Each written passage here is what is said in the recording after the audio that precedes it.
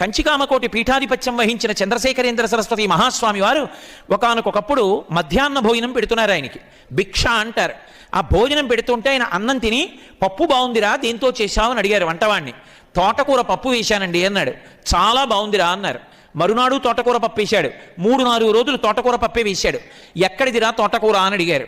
పీఠానికి వచ్చిన వాళ్ళకి చెప్పానండి మీకు తోటకూర ఇష్టమని, రోజు మోపులు తోటకూర తెస్తున్నారు, తోటకూరతో పప్పు వేస్తున్నానన్నాడు. ఆ మరునాడు భిక్షా సమయానికి అన్నం పెట్టారు.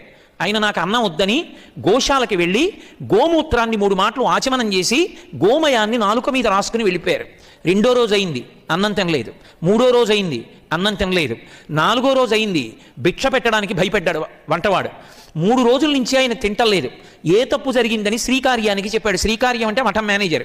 ఆయన వెళ్ళి నమస్కారం పెట్టి, అయ్యా ఏదో తప్పు జరిగింది, 3 రోజులుగా మీరు భిక్ష తీసుకోవట్లేదు, ఆ సమయానికి గోశాలలోకి వెళ్ళి గోమూత్రాన్ని ఆచమనం చేస్తున్నారు, గోమయాన్ని నాలుక మీద రాసుకుంటున్నారు ఆవు పేడ, ఏదో తప్పు జరిగింది, ఏం జరిగిందని అడిగాడు. తప్పు వంటవాడిది కాదు, కంచికామకోటి మఠానికి పీఠాధిపత్యం వహిస్తూ ఎక్కడికైనా నేను వెడితే శంకరాచార్యుల వారు వస్తున్నారంటారు. శంకరాచార్యుల వారి పేరు చెప్పుకుని బ్రతకవలసిన వాణ్ణి, కాషాయం కట్టుకుని అన్నీ విడిచిపెట్టి దేనికి లొంగకుండా ఉండవలసిన వాణ్ణి, తోటకూర పప్పు బాగుంది అని రుచికి లొంగిపోయాను. ఆ మాట అన్నాను కాబట్టి వాడు రోజు తోటకూర పప్పు పెడుతున్నాడు. ఏ నాలుక రుచికి లొంగిపోయిందో ఆ నాలుకతో రేపు పొద్దున్న శంకరాచార్యులు వారు వచ్చారని పూర్ణకుంభం పెడితే పూర్ణకుంభం మీద చెయ్యేసి సభలోకి వెళ్ళి కొన్ని వేల మందికి భక్తి జ్ఞాన వైరాగ్యముల గురించి నేనేం చెప్పను.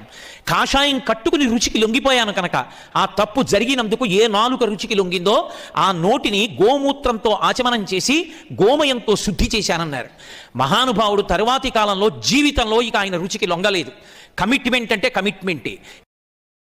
Download share chat.